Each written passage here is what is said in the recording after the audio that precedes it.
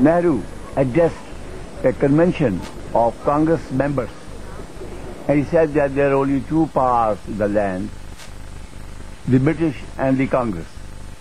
Then Quaid-e-Azam said, no, there was third party, and that's Muslims.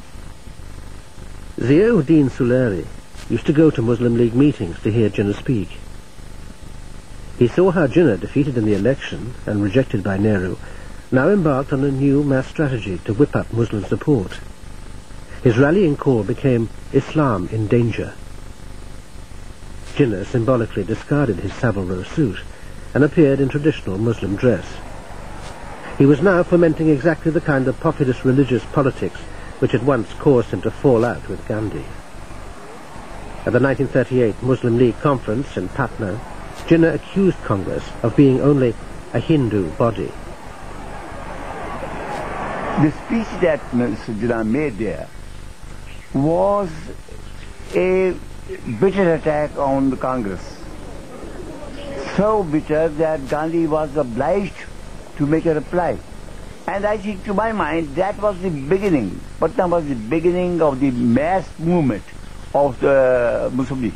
Popular response was tremendous, there's no question about it, because you see, he gave the impression that here is the savior of Muslims from Hindu domination because of his brilliance, because of his cleverness, because of his incorruptible style of functioning. He was highly respected, there's no denying that. Everything we do is inspired by the absolute conviction that a great evil must be removed from the world. When the Second World War broke out in Europe, London declared that India too was at war. But Congress was divided, and Nehru and Gandhi spent much of the war in prison. The British turned to the Muslim League for support and asked Jinnah what he wanted in return. Jinnah was uncertain. He asked his political secretary for some ideas. He said, could you please give me a sort of brief for your own ideas on this? And I knew what the lines that the demand for Pakistan, or the idea of Pakistan, was following. And I had prepared about, I think it was 2 or 3 pages of notes, mainly based on that file. And I gave it to him. My father, and along with his advisors and members of the committee, spent hours with him trying to persuade him to understand the benefit of Pakistan coming into being. And that was the arguments which went on for hours and hours at my home in Karachi. So in other words, he was persuaded by events rather than taking the initiative? Yes, he was forced by the events which took place. This is a real, straightforward truth.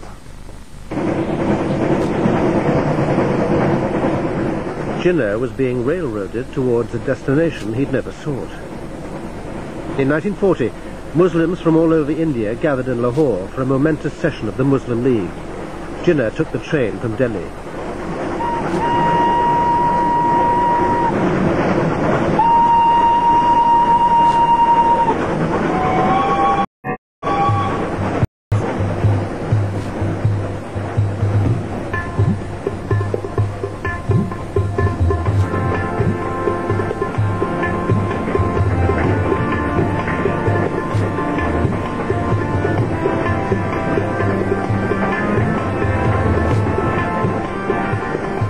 I would call it a Pakistan special or something. The entire leadership being carried in one train.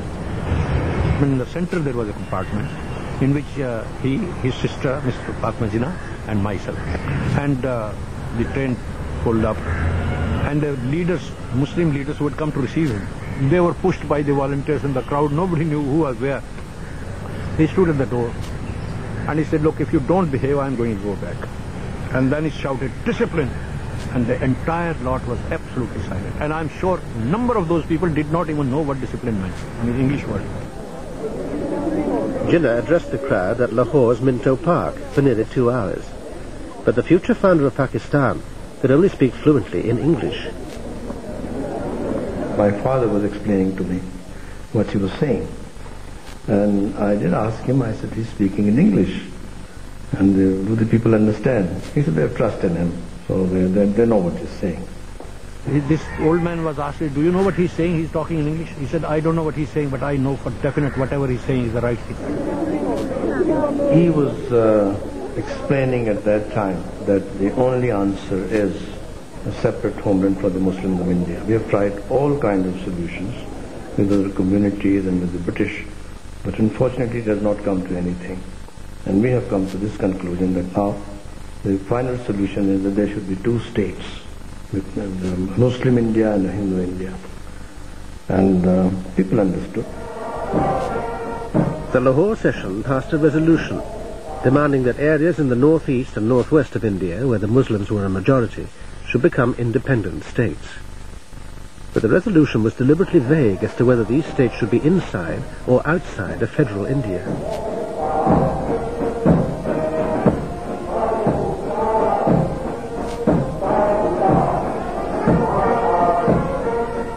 It just partially advocated the concept of a separate Muslim state, but there were so many loopholes in it, and these loopholes indicated that there was still time if there could be any rapprochement between the Hindus and the Muslims. While his followers believed he was already talking about a separate Pakistan, for Jinnah it was still a bargaining counter. He was now called Qaid-e-Azam, the great leader. By employing the imagery and symbolism of Islam, he'd found he could fire the Muslim masses. But how committed was he personally to Islam? He was not a religious man, but he wasn't irreligious either. There was no big religious thing. I asked Mr. Jinnah to say the prayers. He was a bit nervous about it because there were hundreds of thousands of people looking at him all the time. We tried to explain to him that prayer is much more important to the masses because they feel that if we are talking of a Muslim homeland, religion should come first. That's how Mr. Jinnah accepted the